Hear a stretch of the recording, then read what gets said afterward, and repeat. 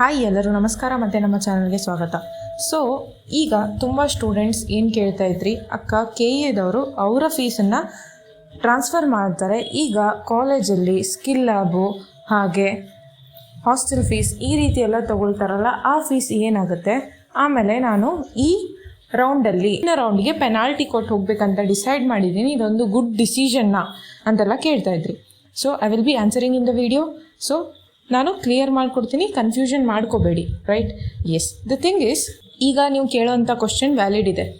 ನನಗೆ ಗೊತ್ತು, ಈಗ ಕಾಲೇಜಲ್ಲಿ ಒಂದು 20,000 ಅಂತ ಹಿಡಿದು 50,000 60,000ವರೆಗೂ ಕೂಡ ಫೀಸನ್ನು ತೊಗೊಳ್ತಾರೆ. ಎದಕ್ಕೆ? ಸ್ಕಿಲ್ ಲ್ಯಾಬ್ ಅಂತ ತೊಗೊಳ್ತಾರೆ. ಸೊ ಇದರ ಬಗ್ಗೆ ಕೆ ಎ ಡೈರೆಕ್ಟರ್ ಅವರು ತಮ್ಮ ವಿಡಿಯೋದಲ್ಲಿ ಕ್ಲಿಯರಾಗಿ ತಿಳಿಸಿದ್ರು.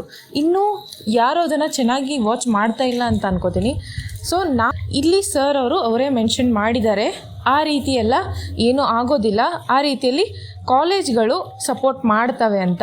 ಸೊ ನಿಮಗೆ ಏನಾದರೂ ಒಬ್ಜೆಕ್ಷನ್ಸ್ ಬರ್ತಾ ಇದ್ದರೆ ಅವರಿಗೆ ನೀವು ಹೇಳಬೇಕಾಗತ್ತೆ, ಕಾಲೇಜ್ ಅವರಿಗೆ ಈ ರೀತಿಯಾಗಿ ಕೆ ಎ ಅವರೇ ತಿಳಿಸಿರೋ ಕಾರಣ. ಈಗ ಒಂದಿಷ್ಟು ಕಾಲೇಜಲ್ಲಿ ಗೊತ್ತೇ ಇರುತ್ತೆ, ಕಾಲೇಜ್ ಅವರು ಕೆ ಎ ಅವ್ರ ಹತ್ರ ಮಾತಾಡಿದ್ದಾರೆ ಅಂತ ಸರ್ ಅವ್ರು ಹೇಳಿರೋ ಪ್ರಕಾರ.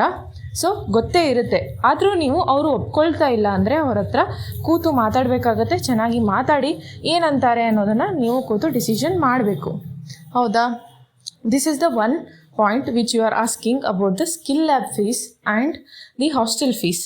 ಓಕೆ, ಇದಕ್ಕೆ ಅವರು ಒಂದು ದಾರಿನ ಮಾಡಿಕೊಡ್ತಾರೆ ಅಂತ ಹೇಳಿದ್ದಾರೆ. ಸೊ ಡೋಂಟ್ ವರಿ ಅಂತ ಹೇಳೋಕ್ಕೆ ಇಷ್ಟಪಡ್ತೀನಿ. ಬ್ಲೈಂಡಾಗಿ ಪೇ ಮಾಡೋಕ್ಕೆ ಹೋಗಬೇಡಿ, ಒಂದು ಸತಿ ಅವ್ರ ಹತ್ರ ಮಾತಾಡಿ. ಹಾಗೆ ಅಕಸ್ಮಾತ್ ಏನಾದರೂ ಬೇರೆ ರೌಂಡಲ್ಲಿ ಬೇರೆ ಕಾಲೇಜ್ ಸಿಕ್ಕರೆ ಅವರೇನಾದರೂ ಟ್ರಾನ್ಸ್ಫರ್ ಮಾಡಲಿಕ್ಕೆ ಹೆಲ್ಪ್ ಮಾಡ್ತಾರಾ, ಆ ರೀತಿಯಾಗಿ ನೀವು ಮಾತಾಡಿ. ಅವರು ಪೇ ಮಾಡಿ ಅಂತ ಹೇಳಿದ್ರೆ ಈ ರೀತಿಯಾಗಿ ಮಾತಾಡಿ ಅಂತ ಹೇಳೋಕ್ಕೆ ಇಷ್ಟಪಡ್ತೀನಿ. This was the first point. And the second point is nothing but, ಈಗ ನಾನು ಈ ಸೀಟನ್ನು ಬಿಟ್ಕೊಡ್ತೀನಿ ಅಂತ ಯಾರ್ಯಾರಿದ್ದೀರಾ ಅವ್ರಿಗೆ ಒಂದು ಕ್ವಶನ್ ಕೇಳೋದಿದೆ. ಏನಂದರೆ, ಈಗ ನೆಕ್ಸ್ಟ್ ರೌಂಡಲ್ಲಿ 3rd ರೌಂಡಲ್ಲಿ ಸೀಟ್ ಮ್ಯಾಟ್ರಿಕ್ಸ್ ಬಿಡ್ತಾರೆ ಅಂತ ಹೇಳಿದ್ದಾರೆ.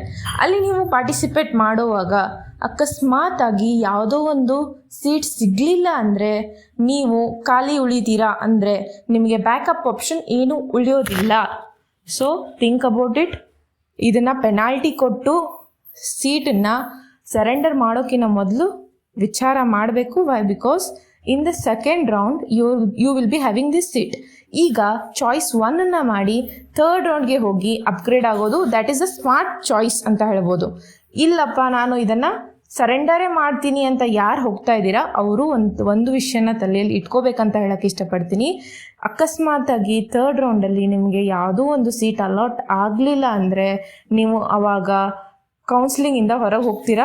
ಆವಾಗ ನಿಮಗೆ ಆಯುಷ್ ಮೆಡಿಕಲ್ಲು ಬ್ಯಾಕಪ್ ಇಲ್ಲ ಅಂದರೆ ಪ್ರಾಬ್ಲಮ್ ಆಗ್ಬೋದು. ಸೊ ಆದ ಕಾರಣ ನೀವು ಇದನ್ನು ಥಿಂಕ್ ಮಾಡಿ ಈ ಡಿಸಿಷನ್ನ ತೊಗೊಳ್ಳಿ ಅಂತ ಹೇಳೋಕ್ಕೆ ಇಷ್ಟಪಡ್ತೀನಿ. ತುಂಬ ಜನ ಏನೇನೋ ಕಮೆಂಟ್ ಹಾಕ್ತಾ ಇದ್ದೀರಾ, but in this video I have explain this.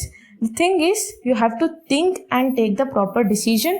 Y? Because ನಿಮಗೆ 3rd ರೌಂಡಲ್ಲಿ ಕಟ್ ಆಫನ್ನ ನೋಡ್ಬೋದು ನೀವು, ಬಟ್ ಅಲ್ಲಿ ಸೀಟ್ಸ್ ಇದಾವ ಇಲ್ವಾ ಅನ್ನೋದೆಲ್ಲ ಯಾವಾಗ ಗೊತ್ತಾಗುತ್ತೆ? ಒಂದು ಸತಿ ಸೀಟ್ ಮ್ಯಾಟ್ರಿಕ್ಸ್ನ ಬಿಟ್ಟ ಮೇಲೇ ಗೊತ್ತಾಗೋದು, ಹೌದಾ? The thing is, you have to take the smart decision. ಈಗ ನೀವು ಸರೆಂಡರ್ ಅಂದರೆ ನನಗೆ ಬೇಡವೇ ಬೇಡಪ್ಪ ಈ ಸೀಟ್, ನನಗೆ ಬೇಡವೇ ಬೇಡ, ನಾನು ಇನ್ನೂ ಆದರೂ ಖಾಲಿ ಉಳಿತೀನಿ, ಈ ಕಾಲೇಜಿಗೆ ಹೋಗೋದೇ ಇಲ್ಲ ಅಂತ ಆ ಸಿಚುವೇಶನಲ್ಲಿ ಇದ್ದರೆ ಮಾತ್ರ ಈ ಚಾಯ್ಸನ್ನು ನೀವು ಮಾಡ್ಬೋದು. ಇಲ್ಲ ಅಂದರೆ ನೀವು ಚಾಯ್ಸ್ 1 ಮಾಡಿ ಅಡ್ಮಿಷನ್ ತೊಗೊಂಡು ಅದನ್ನು ಬ್ಯಾಕಪ್ ಆಗಿ ಇಟ್ಕೊಳ್ಬೋದು. ಇದು ಒಂಥರ ನಿಮಗೆ ಇರುವಂಥ ಡಿಸಿಷನ್ ಚೆನ್ನಾಗಿರೋದು ಅಂತ ಹೇಳೋಕ್ಕೆ ಇಷ್ಟಪಡ್ತೀನಿ. ಇಷ್ಟು ಮೀರಿ ನೀವು ಸರೆಂಡರ್ ಮಾಡಬೇಕೆ ಅಂತ ಇದ್ದರೆ so think of it once. ಯಾಕಂದರೆ 3rd ರೌಂಡಲ್ಲಿ ಇನ್ ಕೇಸ್ ನಿಮಗೆ ಸಿಗಲಿಲ್ಲ ಅಂದರೆ there would be a problem. ಇಲ್ಲ ಅಂದರೆ ಸಿಗೋದಿದ್ದರೆ ನಿಮಗೆ 100% ಗ್ಯಾರಂಟಿ ಇದೆ, ನನ್ನದೇನೋ ರ್ಯಾಂಕ್ 60K ಇದೆ, ಅಲ್ಲಿ ಏನೋ ರ್ಯಾಂಕ್ 90K ಇದೆ, ನಮ್ಮ ಮನೆ ಹತ್ರ ಆಗ್ತಾ ಇದೆ ಅಂತೆಲ್ಲ ಕೇಳ್ತಾ ಇದ್ರಿ. ಆ ರೀತಿ ಇದ್ದರೆ you can go for it, but also seat matter ಆಗ್ತವೆ. ಹಾಗೆ ಆ್ಯಡ್ ಮಾಡುವಂಥ ಆಪ್ಷನ್ ಕೇಳ್ತಾ ಇದ್ರಿ. ಇದಿಷ್ಟು ರೌಂಡ್ಸಲ್ಲಿ ಆ್ಯಡ್ ಮಾಡೋವಂಥ ಆಪ್ಷನ್ಸನ್ನು ಕೊಟ್ಟಿದ್ದರು, ಬಟ್ ಇದೊಂದು ರೌಂಡ್ದು ಇದು ಸರ್ ಅವರೇ ಮೆನ್ಷನ್ ಮಾಡಬೇಕಾಗತ್ತೆ. ಅಲ್ಲಿವರೆಗೂ ನಾವು ಏನೂ ಹೇಳಕ್ಕೆ ಬರೋದಿಲ್ಲ. ಸೊ ಅವರು ಇನ್ನೂ ಬರೋವಂಥ ವೀಡಿಯೋಸ್ನಲ್ಲಿ 3rd ರೌಂಡ್ ಬಗ್ಗೆ ಕಂಪ್ಲೀಟ್ ಮಾಹಿತಿ ನೀಡ್ತಾರೆ, ಆವಾಗ ನಾವು ಡಿಸೈಡ್ ಮಾಡೋಣ. ಈಗ ಯಾರ್ಯಾರು ಚಾಯ್ಸ್ ಇನ್ನೂ ಮಾಡಿಲ್ಲ, ಚಾಯ್ಸ್ ಮಾಡಿ ಡಿಸಿಷನ್ ಇದ್ರ ಮೇಲೆ ವಿಚಾರ ಮಾಡಿ ನೀವು ತೊಗೊಳ್ಳಿ ಅಂತ ಹೇಳೋಕ್ಕೆ ಇಷ್ಟಪಡ್ತೀನಿ. ನೀವು ಯಾರು ಜೆನ್ವಿನಾಗಿ ಕಮೆಂಟ್ ಹಾಕ್ತಾ ಇದ್ದೀರಾ, ನಾನು ಅವರಿಗೆ ಜೆನ್ವಿನ್ ಆದ ಆನ್ಸರ್ಸ್ ನೀಡ್ತಾ ಇದ್ದೀನಿ. I am trying my best. So ಅಷ್ಟೊಂದು ಗೊಂದಲ ಬೇಡ ಅಂತ ಹೇಳ್ತಾ ಇದೊಂದು ನಾನು ನಿಮಗೆ ಹೇಳಕ್ಕೆ ಬಂದಿದ್ದೆ. ಇಷ್ಟು ಈ ವಿಡಿಯೋದಲ್ಲಿ ತಿಳಿಸಿದ್ದೀನಿ.